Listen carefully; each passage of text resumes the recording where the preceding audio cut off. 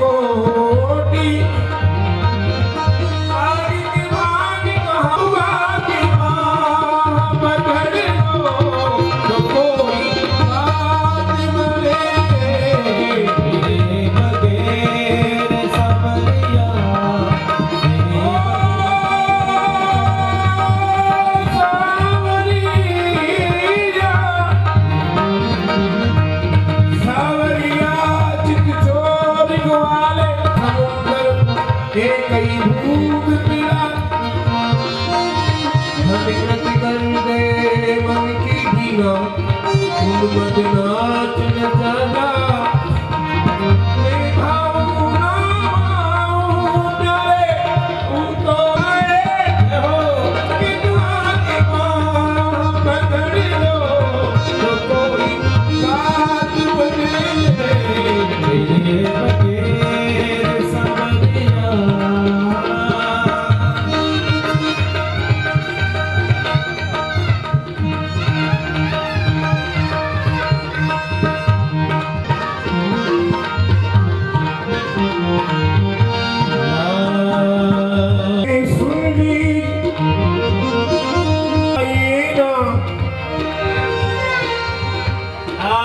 तो चुप कर रह जाइए, बंसी बजाइए गाइएगा। जिया नहीं जाए, युवा के नाम कर लो, तो कोई बात नहीं तेरे बगैर सवरिया।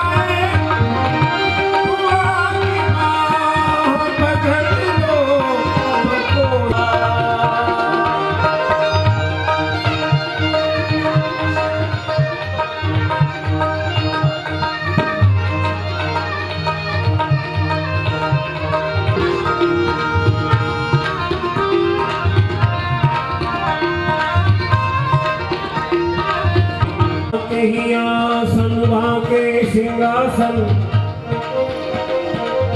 बाके तकियन की छत डाली, बाके ही रास विलास रचे और माँ की बनी सब की नारे, बाके ही मंदिर का पकड़ लो तो कोई बात बने तेरे बगैर सवरिया।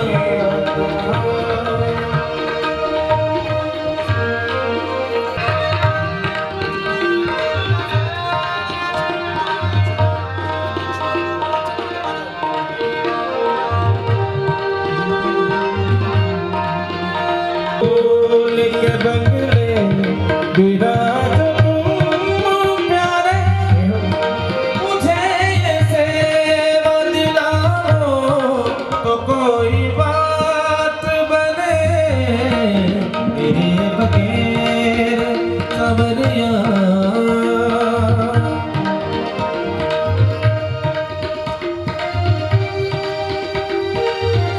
गोविंद गोविंद राधे राधे, गोविंद गोविंद राधे राधे राधे, गोविंद गोविंद राधे राधे राधे, गोविंद राधे राधे, गोविंद गोविंद राधे राधे राधे, गोविंद गोविंद राधे राधे राधे, गोविंद राधे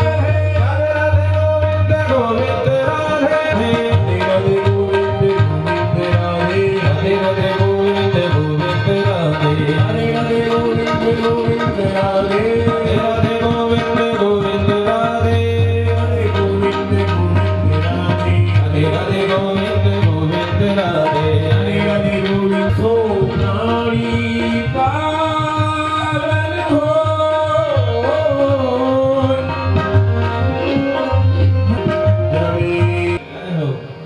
व्याधे महाराज की।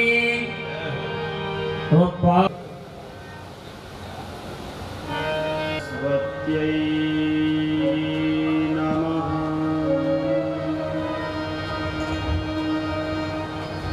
श्री परमात्मने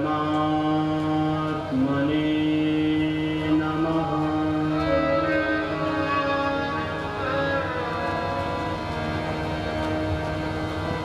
सदा शिव समारंभां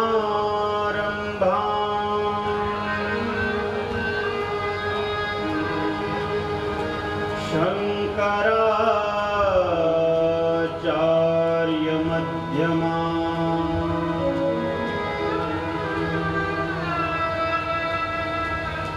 अस्मदाचार्य पर्यन्ताम्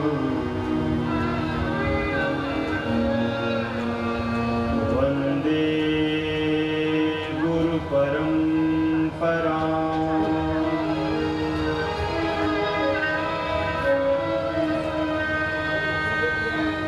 ध्येयं सदा परिभवग्नमभीष्टदोहम्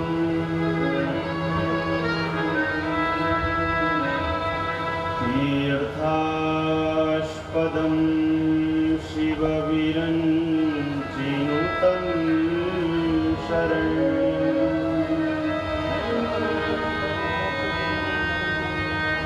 भृत्यार्तिहं प्रणतपालभवाब्धिपोतम्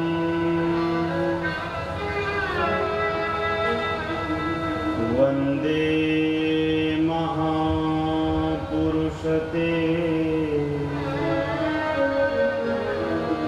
चरणारविन्दम्।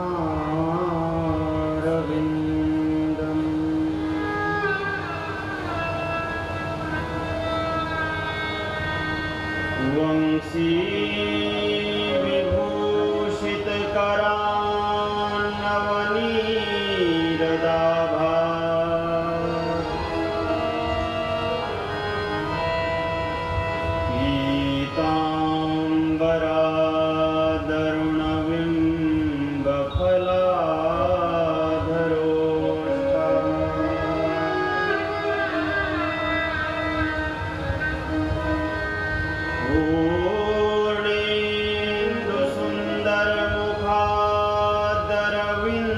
पूर्णेन्दुसुन्दरमुखादरविन्दनेत्रा कृष्णात् परं किमपि तत्त्वमहं न जाने।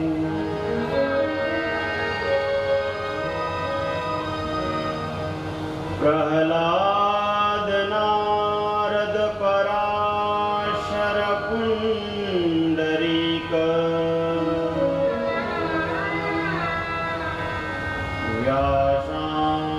व्यासाम्बरीश सुख सौनक भीष्मदार्याम्।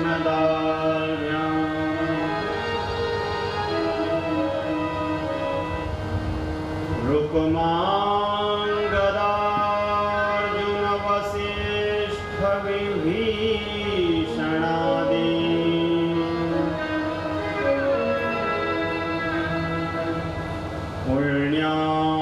पुण्यानिमान् परमभागवतान् नमामि।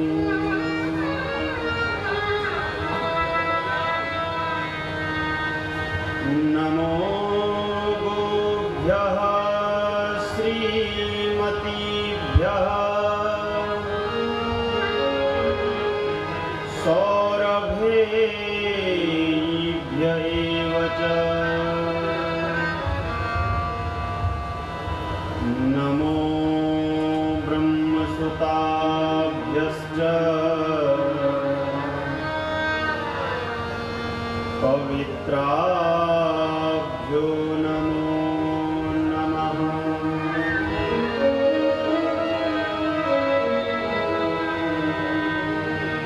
भक्तिभक्त भगवन्त गुरु चतुर्नाम वपुएक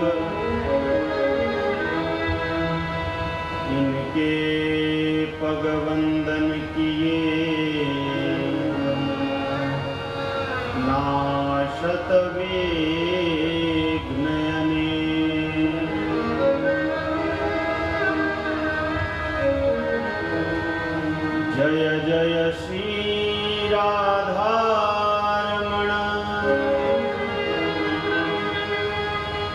जय जय नवल किशोर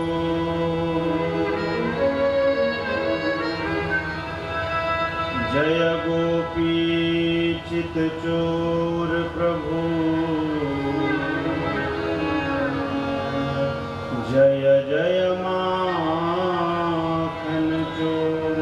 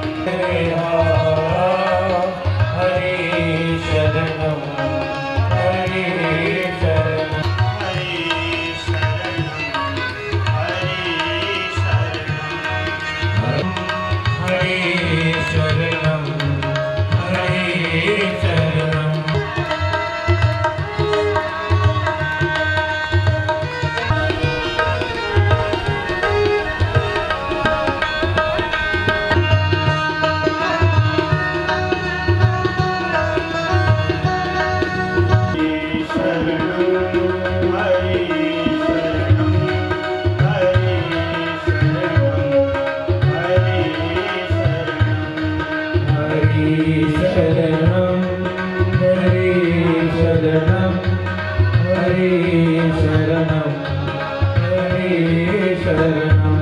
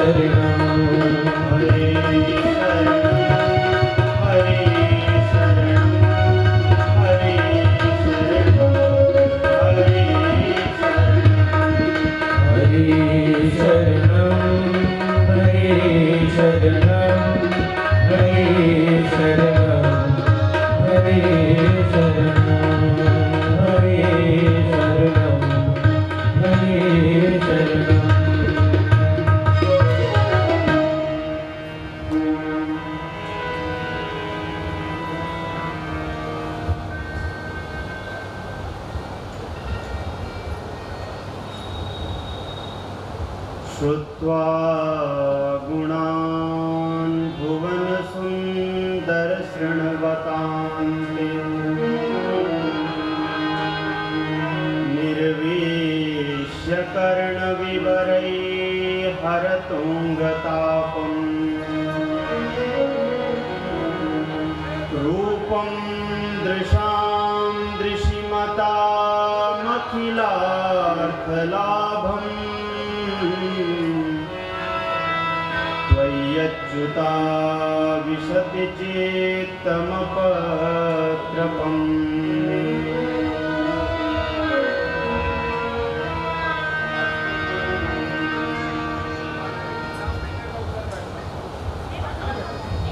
परम मंगलमय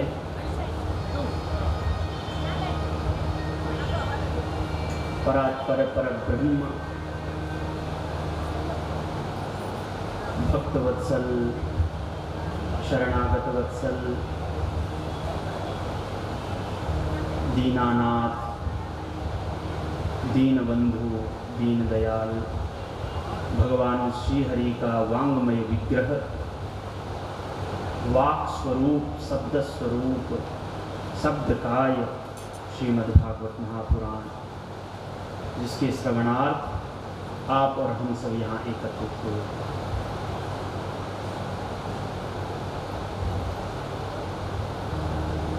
मध्य प्रदेश की यह पावन धर्मधरा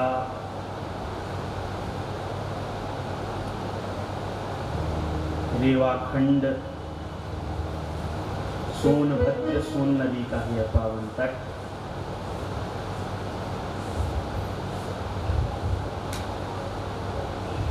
और कथा का यह दिव्य सत्संग स्थल, जहाँ बैठकर आप और हम सब आनंद पूर्वक कथा का पान कर रहे हैं। धन्य है आयोजक परिवार,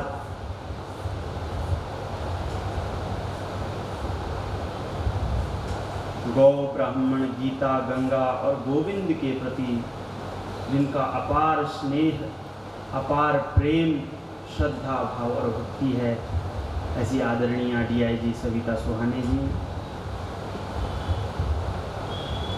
उनका अखिल कुटुंब, उनकी सभी भगनियाँ,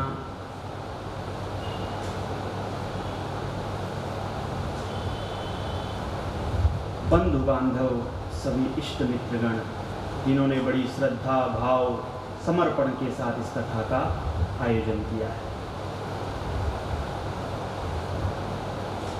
आदरणीय पूज्या माता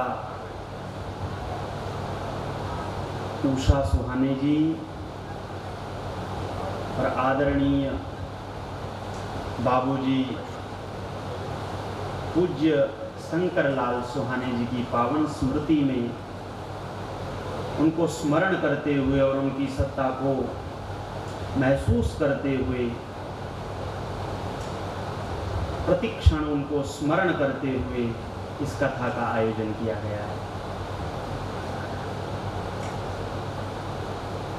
आपके परिवार के सभी पितृगण, जिनके निमित्त परिवार के अथाह प्रयास के द्वारा इस कथा का आयोजन किया गया है, हमारा ऐसा विश्वास है कि विगत 6 दिनों से सभी पितृगण यहाँ उपस्थित हैं और विधि विधान से कथा का श्रवण कर रहे हैं। दास पर गुरुओं की और गुरु भक्तों की जैसा प्रेम है, जैसा आशीर्वाद है, उसके फलस्वरूप टूटी फूटी वाणी में जैसी कथा हो पा रही है, गुरु चरण, संत चरण, आचार्य चरण और पितृगण उसे सहर्ष स्वीकार कर रहे हैं, ऐसा इस व्यासपीठ का मानना है।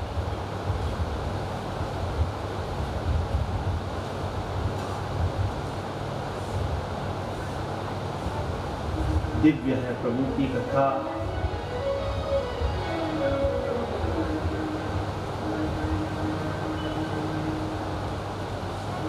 हमारे दक्षिण पार्श्व में विराजमान कर्मकांड के सभी आचार्यगण,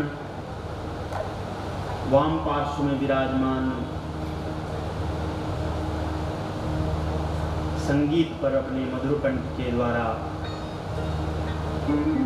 कथा को दिव्य और भव्य सुसज्जित कर रहे सभी संगीत के आचार्यगण, सभी के प्रति भगवत भाव से सादर नमन और वंदन। आप सभी उपस्थित भगवत प्रेमी, भगवत चरणानुरागी, सभी भक्तों के मन मानस में विराजमान परम पिता परमात्मा को प्रणाम करते हुए, नमन करते हुए, प्रातस्मरणीय अनंत श्री समलंकृत श्रोत्रिय ब्रह्मनिष्ठ जूना पीठाधीश्वर आचार्य महामंडलेश्वर पूज्यपाद सद्गुरुदेव भगवान के श्री चरणों में दंडवत प्रणति निवेदित करते हुए आइए कथा के 7वें सत्र में प्रवेश करें। 6 दिनों से महाराज बड़ा आनंद चल रहा है, दिन कब बीत गए पता ही नहीं लगा। आपको सुनते सुनते पता नहीं लगा, हमको कहते कहते पता नहीं लगा। ऐसा दिव्य भाव कथा के प्रति आप सब भगवत प्रेमियों का है, अखिल कुटुंब का है कि महाराज समय का पता ही नहीं लगता।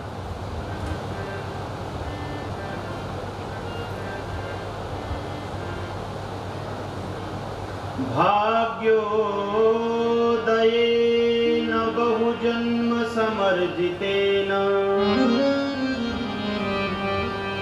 सत्संगमं च लभते पुरुषो यदा वै अज्ञान हेतु कृत मोहमधान्धकार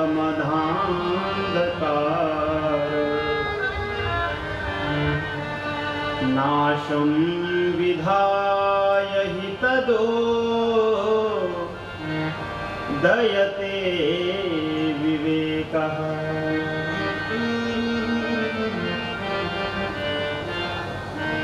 भाग्योदयेन बहुजन्म समर्जितेन, एक जन्म के नहीं, एक मनुष्य शरीर पाकर के हम ऐसे सुकृत नहीं कर सकते, ऐसे पुण्य नहीं कर सकते। कहा जन्म जन्मांतरों के किए हुए पुण्य सत्कर्म सुकृत जब उदीयमान होते हैं, प्रकट होते हैं, तब व्यक्ति इस कथा के श्रवण का अधिकारी बन पाता है। भैया कथा हर व्यक्ति नहीं करवा पाता।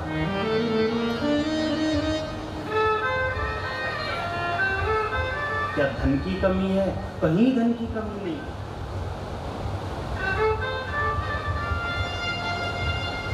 कई बार हम सोचते भी हैं कि हमको भी कथा करवानी चाहिए, हम भी कथा का आयोजन कराएं।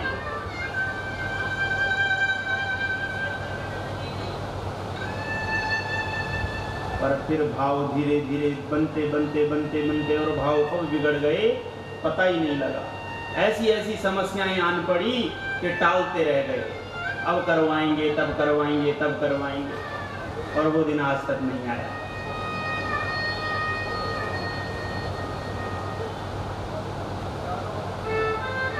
गोस्वामी जी ने कहा कथा का अधिकारी वही है जिस पर प्रभु की विशेष कृपा है।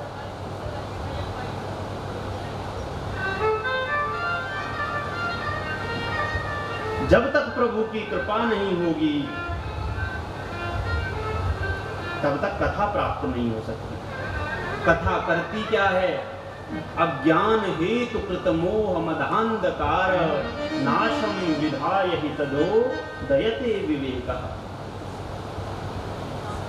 कथा उस ज्ञान रूपी विवेक रूपी दीपक को प्रज्वलित करती है जिसके प्रज्वलित होने पर, जिसके प्रकट होने पर अज्ञान मोह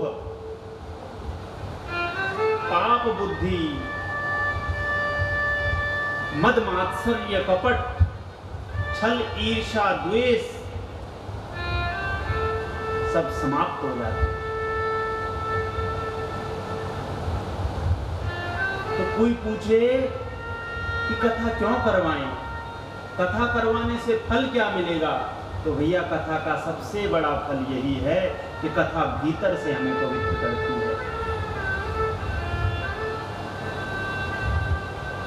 मंगल करनी कलिमल हरणी तुलसी कथा रघुनाथ की। समस्त मंगलों को करने वाली है, अमंगलों का शमन करने वाली है, ऐसी भगवान की दिव्य कथा।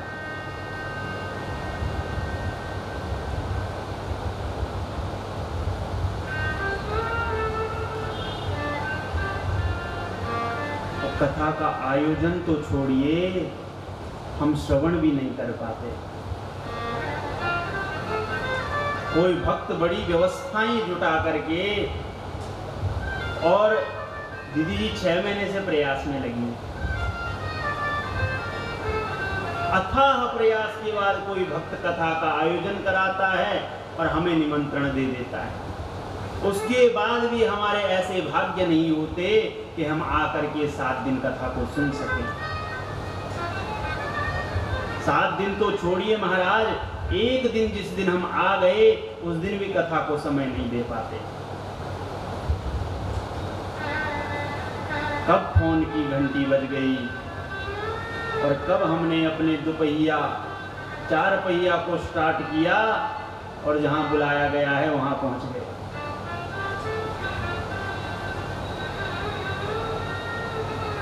राम कथा के तेही अधिकारी जिनके सत्संगति अति प्यारी। भगवान की कथा के वही प्रेमी हो सकते हैं, भगवान की कथा का श्रवण का अधिकार उन्हीं को प्राप्त हो सकता है, कहा जिनके संतों के चरणों में निर्मल बुद्धि हो। सत्संगति अति प्यारी, सत्संगति यानी सत्पुरुषों का संग, सताम सज्जनानाम संगः सत्संगः, सत्पुरुषों का संग, साधु पुरुषों का संग, भगवद रसिकों का संग, ये सत्संग है महाराज।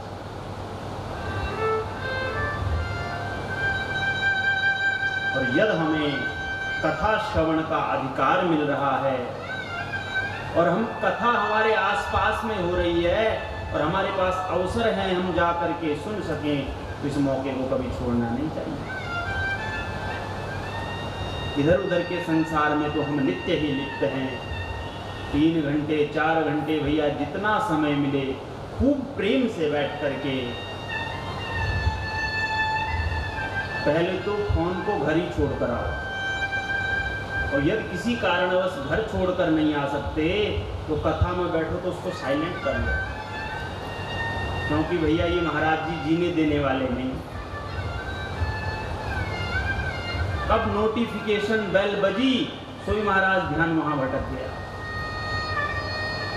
पता नहीं किसका कैसा मैसेज आया होगा, क्या काम आन पड़ा होगा। इसलिए सर्वधर्मान परित्यज्य मामेकम शरणं व्रज, व्यक्ति जब सब कुछ छोड़ करके इधर उधर से मन हटा करके भगवान के शरणापन्न हो जाता है, कथा के प्रति प्रपन्न हो जाता है। अच्छा, कथा को सुनने में भी भेद है।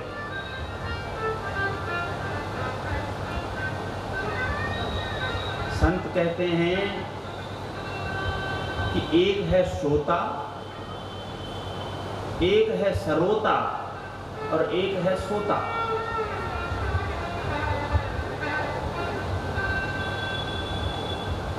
तो श्रोता कौन है?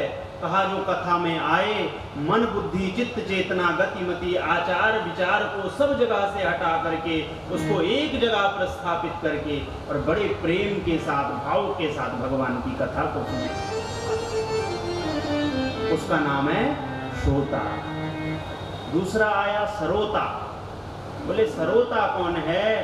जो जा करके कथा में तो बैठे लेकिन पूरी कथा में बस यही विचार करता रहे कि अरे वहाँ कथा सुनी थी, वहाँ तो व्यास जी ने ऐसा कहा था, और यहाँ कथा सुन रहे हैं तो यहाँ तो ऐसा कह रहे हैं। हमने जब भागवत को पढ़ा तो हमने तो ऐसा पढ़ा था और व्यास जी ऐसा कह रहे हैं। जिसका पूरा दिन कथा का तुलना करने में ही निकल गया, काट छाट करने में ही निकल गया, उसका नाम क्या है? सरोता। और तीसरा सबसे महान, इनके जितना महान कोई नहीं हो सकता, वो है सोता। जहां पता लगा कथा हो रही है, सोई महाराज बढ़िया से आकर के और कथा पंडाल में ढूंढते हैं कोई खंबा जहां पर बढ़िया कमर को टिकाया जा सके। यहाँ व्यास जी ने मंगलाचरण प्रारंभ किया और वहां उन्होंने अपनी कमर को टिका करके और समाधिस्थ हो गए।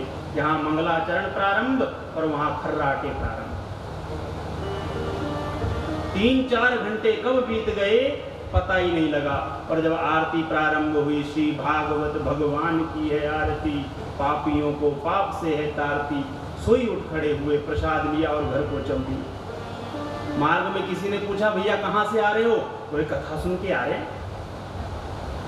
क्या कथा सुनी? बोले हम क्यों बताएं, खुद जाकर सुनो। बताएं तो तब जब कुछ सुना होगा। तो भैया कथा में यदि हम आए तो सरोता और सोता बनकर नहीं, श्रोता बन करके कथा का विधि पूर्वक शरणापन्न होकर के धूमिल बुद्धि का कपट त्याग करके निष्कपट भाव से कथा का श्रवण करें। और आप सब लोग कथा के बड़े प्रेमी हैं, आप बड़े प्रेम और भाव के साथ कथा को सुन रहे हैं। श्रुत्वा गुणान् भुवन सुंदर शृण्वतान्ते निर्विश्य कर्ण विवरैर्हरतुङ्गतापम् रूपं दृश्यच्युता विशतु चित्तमपत्रपं मे।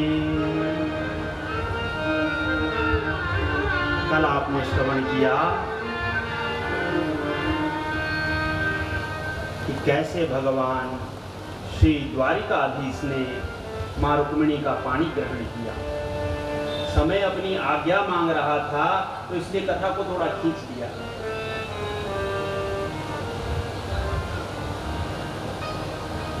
मां ने पत्र लिख करके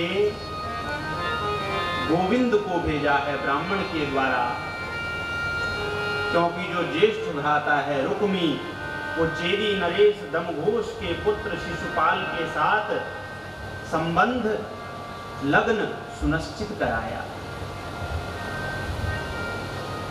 और रुक्मिणी जी के मन मानस में गोविंद बैठे हैं, किसी और की होना नहीं चाहती।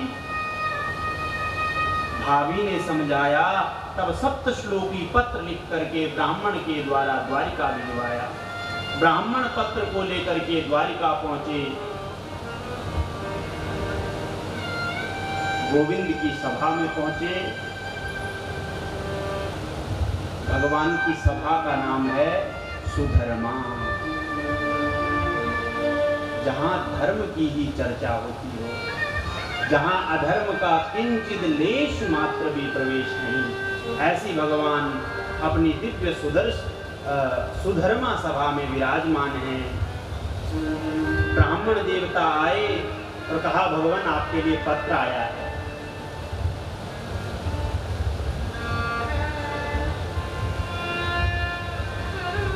कहा, कहां से आया है? दूसरा ब्राह्मणों के मुख से। इसलिए जब कोई भी शुभ कार्य हो, जब कभी भी हम अपने पितरों के निमित्त ब्रह्म भोज रखाते हैं तो ब्राह्मणों को बुलाते हैं महाराज, क्योंकि विप्र के मुख से स्वयं भगवान प्रसाद को पाते हैं।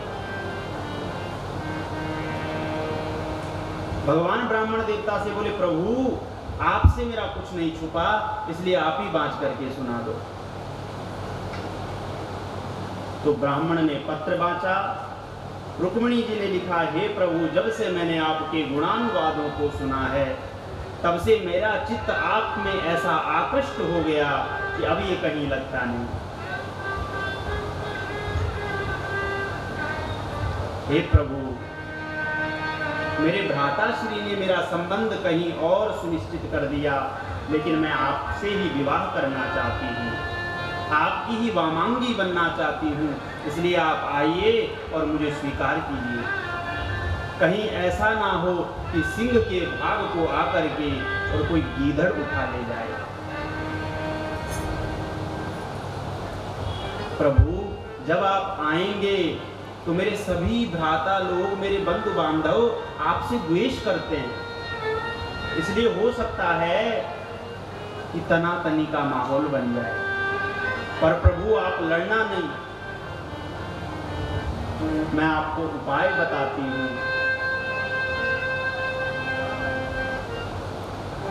हमारे कुल गोत्र का ऐसा नियम है कि जो नववधू हो वो जा करके कुल देवी गिरजा का पूजन करती हैं।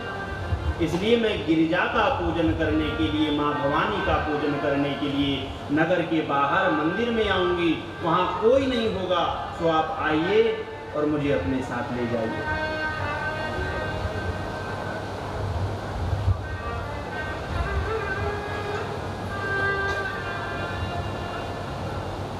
ब्राह्मण देवता बोले, प्रभु ऐसा ऐसा समाचार है, अब बताइए क्या करना है।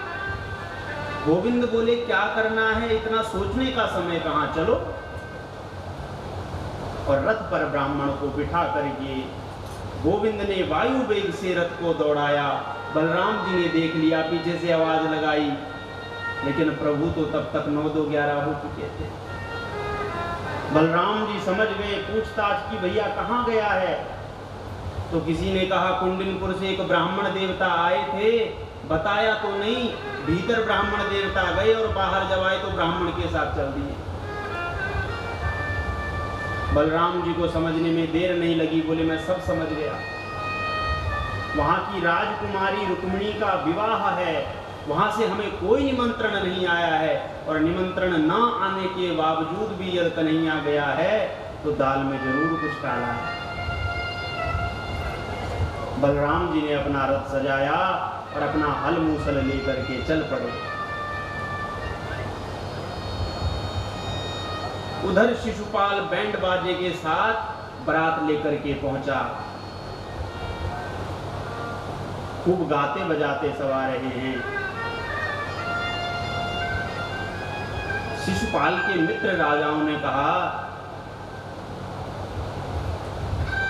कि महाराज आप तो यहाँ दूल्हे बनकर बैठ रखे हैं जनवासे में, और वहाँ द्वारिकाधीश भी मंदिर के बाहर दूल्हा बनकर खड़ा है। ना तो आपने उनको विवाह का निमंत्रण दिया और ना ही कन्या पक्ष से विवाह का निमंत्रण मिला है, फिर उसका यहाँ क्या काम?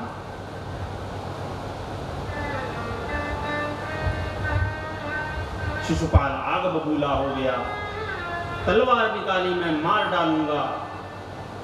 तो मित्र लोग बोले भैया आप चिंता क्यों करते हो, आप आज दूल्हे बने हो तो आराम से विराजो, आप निश्चिंत होकर के विराजिए। जब तक हम जीवित हैं रुक्मिणी का पाणी ग्रहण आपके सिवा कोई और नहीं कर सकता। हम जाकर के सुरक्षा में नियुक्त हो जाते हैं। इधर ब्राह्मण देवता रुक्मिणी के पास पहुंचे। रुक्मिणी के हृदय के भीतर उथल पुथल चल रही है, गात में कंपन मचा हुआ है। मां ने ब्राह्मण देवता को प्रणाम किया और कहा प्रभु बताइए क्या बात, क्या संदेश लेकर के आए हैं? पंडित जी बोले संदेश तो कुछ नहीं लाए, पर जिनके लिए आपने संदेश भेजा था उनको साथ लेकर के आए। वहीं मंदिर के बाहर आपका इंतजार कर रहे हैं, आपकी प्रतीक्षा कर रहे हैं। रुक्मिणी माता प्रसन्न हो गई और ऐसा दिव्य आशीर्वाद ब्राह्मणों को दिया महाराज कि आज भी आप लोग देखिए खूब महाराज फूल फल रहे हैं।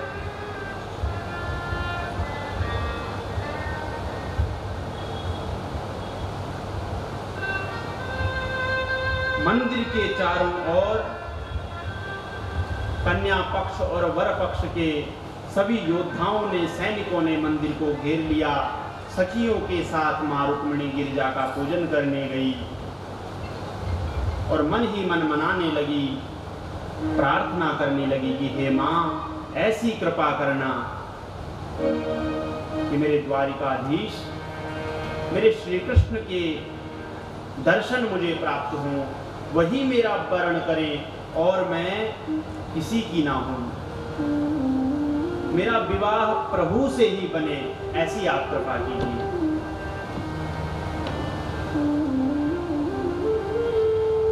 पूजन करके बाहर आई और देख करके घबरा गई कि हमने तो द्वारिकाधीश को पत्र में लिखा था कि आप मंदिर में आइए, वहां पर कोई नहीं होगा, और यहाँ पर तो ये राजा महाराजाओं की सैनिकों की टोली खड़ी हो गई। अब इतने लोगों में मैं द्वारिकाधीश को कैसे पहचानूंगी? ना तो मैंने कभी उन्हें देखा है और ना कभी उन्होंने मुझे देखा है। मां रुक्मिणी के दिव्य सौंदर्य को, लावण्यता को देख करके सभी सैनिक और राजा मुग्ध हो गए। रूप छटा का जब दर्शन किया तो अपनी सुध बुध खो बैठे। कोई कहता अरे चाल तो देखो क्या गजगामिनी की तरह चलती है। दिव्य सौंदर्य पर ऐसे मुग्ध सभी सैनिक हो गए कि अपनी सुध बुध खो बैठे।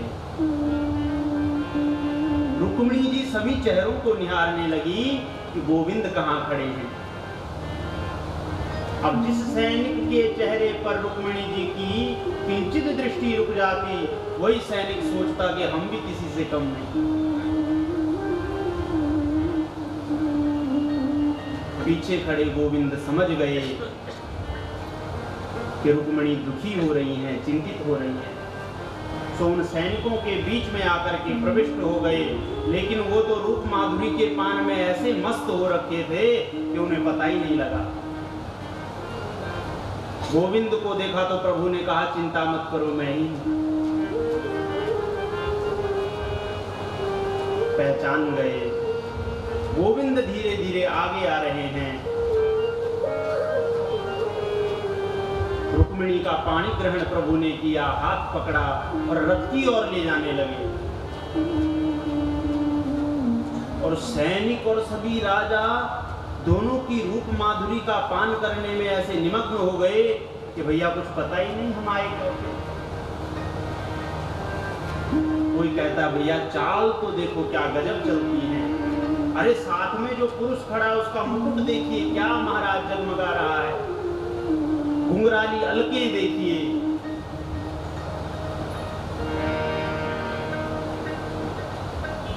कानों में कर्णफूल के दिव्य कुंडल देखिए,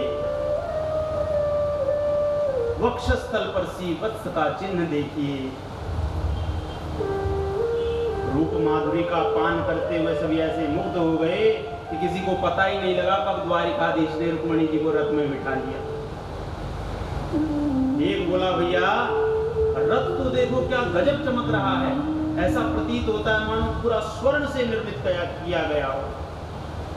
दूसरा बोला भैया तुझे सिर्फ रथ ही दिखाई पड़ रहा है, अरे घोड़े नहीं दिखते, क्या गजब घोड़े हैं, ऐसा लगता है कि साक्षात सूर्य भगवान के घोड़े आ गए। भगवान ने रथ पर चाबुक चलाई और रथ को वायु वेग से उड़ा ले गए।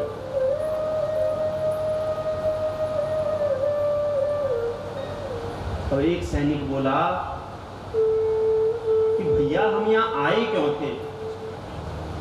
दूसरा बोला मुझे पता है कि काम से जरूर आए थे। तीसरा बोला किसी काम से नहीं, हम यहाँ रुक्मिणी की रक्षा के लिए आए थे। तो कहाँ है रुक्मिणी। अब जब दूर जाते हुए द्वारिकाधीश को देखा तो सब चिल्ला उठे, पकड़ो पकड़ो, मारो मारो। द्वारिकाधीश के पीछे लग गए और आगे जाकर के प्रभु ने रथ रोक लिया। सबने द्वारिकाधीश को घेर लिया। युद्ध प्रारंभ होने ही वाला था कि तभी जयकार करते हुए बलराम जी पहुंच गए।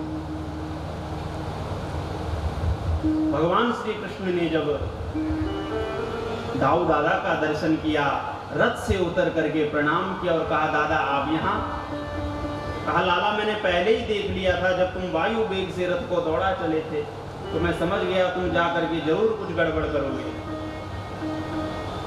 इसलिए तुम अब बहुरानी को लेकर के घर जाओ, इन सबको हम संभाल लेंगे। द्वारिकाधीश श्री रुक्मिणी जी को लेकर के आगे चले हैं और बलराम जी ने जो सैनिक जो राजा आगे आता महाराज हल से उसका मस्तक पकड़ करके आगे खींचते और मूसल से एक चोट मारते तो ही महाराज गोविंदाय नमो नमः। सभी राजाओं को सैनिकों को महाराज ऐसा पीटा, ऐसा धोया, त्राही त्राही मच गई। और जो दो चार बचे वो भागे भागे शिशुपाल के पास गए। कहा महाराज अनिष्ट हो गया। क्या हुआ। बोलो रुक्मिणी को द्वारिकाधीश ले गए। अरे तुम्हारे होते हुए यह सब कैसे हो गया। बोले हमें तो कुछ पता ही नहीं चला कब हो गया। हाँ, और हमने उसके बाद रोकने की बहुत कोशिश की, जा करके उसको घेर लिया, लेकिन तभी उनका बड़ा भाई बलराम पहुंच गया। वो कन्हैया तो रणछोड़ है, डरपोक है, लेकिन भैया उसका बड़ा भाई बड़ा खतरनाक है। जैसे ही बड़े भैया पहुंचे वो तो निकल करके भाग चला और महाराज बड़े वाले ने पीटना प्रारंभ किया। सब मारे जा रहे थे। फिर हमने सोचा आपको सूचना कौन देगा, इसलिए हम भागे भागे आपके पास आए। शिशुपाल बोला इससे अच्छे तो तुम भी मर जाते। रोने लगा, बिलखने लगा और जिस डोली में दुल्हन को लेकर के जाना था उस डोली में स्वयं बैठ गया। रोते हुए दुल्हन जाती है मायके से, पिता के घर से। अब शिशुपाल रोते हुए अपने ससुराल से अपने घर की ओर चल दिया और द्वारिकाधीश रुक्मिणी को लेकर के द्वारिका में पहुंचे। नगर के नर नारियों को जब पता लगा, प्रसन्न हो गए, गाने बजाने लगे, दिव्य महोत्सव मनाया जाने लगा और भगवान ने जैसा शास्त्रों में विधान है उस विधि के द्वारा मां रुक्मिणी का पाणी ग्रहण किया। इस प्रकार भगवान का मां रुक्मिणी के साथ प्रथम विवाह सानंद संपन्न हुआ।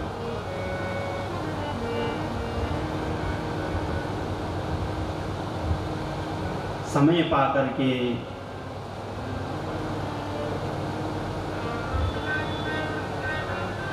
मां रुक्मिणी के प्रथम संतान हुई।